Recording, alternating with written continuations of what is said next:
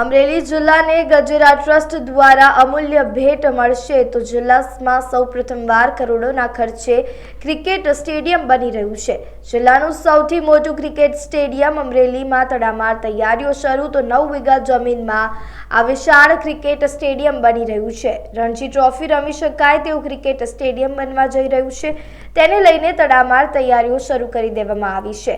Cricket રસિકોમાં અત્યારે ઉત્સાહ જોવા મળી રહ્યો છે। શ્રીમતી શાંતાબેન હરિભાઈ ગજેરા કેમ્પસ ખાતે રણજી ટ્રોફી રમાય તેવું આ જે ક્રિકેટ સ્ટેડિયમ બની રહ્યું છે તેની તડામાર તૈયારીઓ શરૂ છે। સંસ્થાના પ્રમુખ શ્રી વસંતભાઈ ગજેરા અને અશોકભાઈ ગજેરા જેઓએ આ ક્રિકેટ સ્ટેડિયમ માટે કરોડો રૂપિયા આપવાની જાહેરાત કરી અને ત્યારથી અત્યાર સુધીમાં ઘણું જ ડેવલપમેન્ટ થયું છે।